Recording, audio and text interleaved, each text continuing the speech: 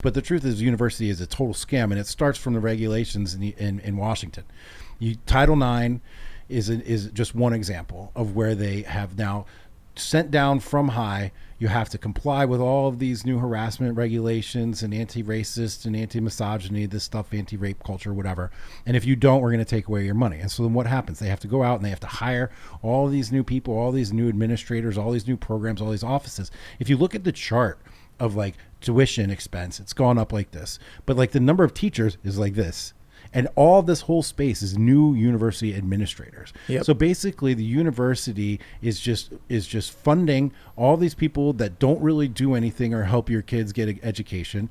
Then it jacks up the price of tuition, and then they go out and they get you this free money basically, and then put the handcuffs around your wrists. Also that these administrators can get fat. And then all the while they're donating money to the universities and building up their endowment. So the university is using the risks around the youth to fund the administrators to then fatten up their endowment, when really they should just be using the money that people send them for the endowment to lower the tuition to make it possible for everyone else to go to school. It's snake oil. Yeah. And believe me, I have these conversations with my kids, right? My eldest daughter's 14. She's in a very hyper competitive, high school. They're constantly saying, if you don't go to college, you're going to just live in your mom's basement the rest of your life, et cetera, et cetera. She's taking AP classes as a freshman, and she's going to be taking like all these, like busting her butt. Right. And my son, same thing. And we're talking, do you really need to go to college? And he's like, Dad, do I really need to go to college anymore? Well, you don't have to go to college, but you have to teach yourself how to learn. Right. You have to be. You need a skill. You need a skill, but the skill has to be how to learn. That's the first skill you have to learn, because you have to be able to go out there and find the information that you want. Now, the thing is not everybody is going to be able to do that. It takes a certain mindset, a certain upbringing, a certain access, certain privilege, as it were, in order to really learn how to teach yourself a skill that's going to be marketable. You've done it. I've done it. I learn a new thing. I learn everything about it. Then I put it into practice. It's just who we are. But that's not everybody. So I say this to my kids, hey, you don't have to go to college, but it doesn't mean you don't have to do anything. Like, you have to learn. You have to learn how to learn on your own. Here's the problem I see with college. They tell you that in order to get a good job, you got to go to college, as if like it's a guarantee. When you get a diploma, right, you're guaranteed a job. It's just not possible. Right. And so what I try telling people is, all you need to understand is that you need within the certain rules set that we have in law to convince Mr. Jack is sitting in front of me. You're holding a green picture of George Washington. I would like to hold that green picture. What do I have to say to you to convince you to give it to me? Right. Now, there's fraud laws. You can't lie. But there are reasonable things I could do. In fact, one of them is, can I have that dollar? Right. So what happens is people, I thought about this when I was a lot younger, dealing with my friends who are going to college. They're saying to me, oh, I'm going to get this great job. And I said, what will they teach you in terms of actually acquiring assets and money, when the one core of what it is to trade is that simple handing over of the dollar, or now swiping a card or something? They don't understand the basic economic concepts of what trade is, what it represents, right, what money is. Right. And so they go to school thinking that it's a snap of the fingers, and now you have a new car and an apartment. So I'll tell you a funny story. I may have told you guys, if you watch my segments, I may have told this a while ago, recently. I was hanging out at UIC in Chicago, which is, University of Illinois, Chicago. It's like almost downtown. It was with a bunch of my friends who are a little bit younger than me. They were all talking about, it was my friend and her friends, and they're all talking about the things they were going to school for, their majors, and how much money they were going to make. One of them looks to me and says, what about you? Are you in college? Because I was, 2 years older, and I was like, no, I'm not going to college. And she was like, why? Do you want to work at McDonald's or something? And I laughed, and I was like, I'm not going to work at McDonald's, no. And I had worked at fast food anyway.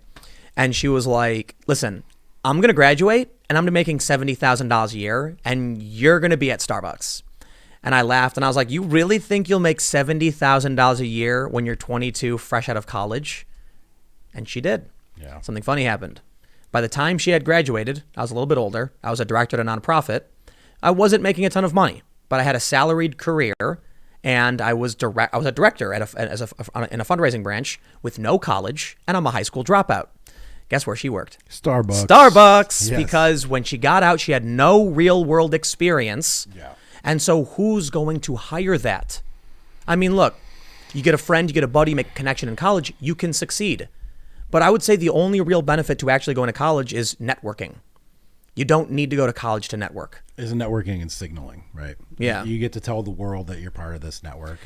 But I think that's getting bad. I think it's getting bad, actually. It is. And any industry that's really involved in the making of things that actually produces something, if you can show them that you know how to produce it, they don't care what college you went to. No, it's actually the inverse now. I think college is becoming detrimental. Yeah, well, because they also know you come out of college with a certain mindset and a certain ideology and certain debt and cash requirements. Yeah. I got two stories for you. The first is I knew this dude who worked doing web dev in Chicago, and he got paid something like 30 grand a year. You know, at the time, it was like a decent amount of money. This was a long time ago. And he told me that he applied for this job. He had self-taught how to do web design. And the company said, how much money do you want? And he had no college, high school dropout. And he said, I don't know. I was making like $12 an hour working fast food. And they were like, how's 30 grand a year sound? And he was like, what? Like, that's so much better. And they straight up told him to his face, everyone who applied had a college degree, and they refused to accept what we could afford because they had to pay off their loans. Right. We wanted to hire them. We don't have the money to do it. We literally only have this in the budget. Your work looks great. We've seen you have the skills. We don't care if you have a diploma. Right. He could accept a lower salary. He had a higher standard of living. Right. Right. Yep. Right. So, well, I mean, less debt. But overall, the college wage premium is still a real thing, and in an information market, it does add up. But the information economy also means that you have access to all the information yourself. So go out there and teach. But really, look, if there's anything that people should have learned by this point, is that dedication to a corporation is suicide. They don't care about you, and they never will. Yep. There's no such thing as getting a job at one place and staying there for your whole life anymore. That's not happening. It's a lottery ticket. It is. Maybe. But it doesn't happen very often. And so really the whole thing is going to be about how are you going to build yourself a set of skills that is good, you're going to find a way to make money with. And it's not It's not about college. Everybody is going to have to be an entrepreneur just in some degree. And this is why I think, you know, we've seen the data that Gen Z is a little bit more conservative than millennials. There's a lot of reasons for this. Have you heard this yet? Yeah, this, absolutely, yeah, absolutely. One of the reasons I think goes back to the 2000s when a report came out saying liberals weren't having kids. It's a fact. Yeah. Conservatives were at replacement levels, and liberals were at like 1.5, you know, per family, or 1.5. So you need at least 2. So now we're 13, 14 years later, and yes, there are more conservative young people. I also think it's social media. It's the democratization and the breaking up of, you know, it's become easier in some sense to be an entrepreneur. I was at VidCon a couple of years ago, this big video convention. I walked past a group of little kids, and one kid goes, I have 83 followers. How many followers do you have? And he goes, you have 83? I only have 60. And the other kid's like, dude, I have 100. And they were like, what? Over 100? I laughed because it was such a silly thing to see little kids all excited about how many followers they had. But I started thinking, these kids are talking about the basics of building a business. Yes. They have customers. They have clientele. Yes. So I saw something that was like, what's the job? What job? What's your dream job? Asked of kids to be an influencer. Yeah. Right. So my son, he hustles all the time. He's selling candy at school. He buys it wholesale. He brings it to school. He sells it for a profit. But through that adventure, I've taught him what financial statements are, what a balance sheet is, what an income statement is, marketing, price anchoring, customer management, customer relations, discounts, seasonal flows to business, you know, what a return on investment is, what profit is, what's the difference between making an investment or making an expense. He's learned all this through selling M&Ms and Sour Patch Kids at school for $2 that he buys for 50 cents. Yeah. Now, you know, he's not allowed to do that, is he? He's not allowed. He did get busted once. Yeah. And they sent him home, and he waited like 2 weeks. And with my full support, he went back at it because I think it's awesome. Black market candy at the school. He's selling it $100 a week, making $50 a week. He's 13 years old. It's crazy. But the point is I am taking the time as a dad to sit down with him and teach him what all this stuff means. We're building spreadsheets together. We're really looking at what a business is and he's understanding it. And now kids can see they're on TikTok every day. TikTok, which I love, by the way. If you're on TikTok every day and you see these people that just blow up into businesses. Yep. And so, maybe the kids are looking for lottery tickets in that regard, but at the same time, even at 14 years old, their little favorite TikTok influencer got all this fame and then is starting to do product sales and product placement, and they go and they live in these hype houses and they build these little communities. They're witnessing firsthand entrepreneurial activity that they can relate to. Yep. So I'm hoping that there's going to be, sort of a new energy of independent work and entrepreneurial business there. But Jack, you don't understand. You just described to me your cis heteronormative patriarchal privilege. Yes, exactly. That son has a father teaching him these things. That's unfair. It is unfair. I think the only way for society to be equal is to take your child away from you so they can grow up fatherless like all the other kids. Right. That way they're equal, right? You're being slightly sarcastic and I'm being totally sarcastic. And totally joking, but it's scary when you look at things like the APA, the American Psychological Association, came out last year and basically pathologized masculine behavior. Yep. So what's going to happen in 10 years if these trends continue and you bring your son to a doctor for stress and anxiety, but the doctor's like, well, it's because you're emphasizing competitive behavior and risk taking. You need to denude him of that. You need to strip him away of his competition and his urge to win. You have to take that away from him. He can't be experiencing loss and losing. We're going to medically castrate him. But you know why that will never happen?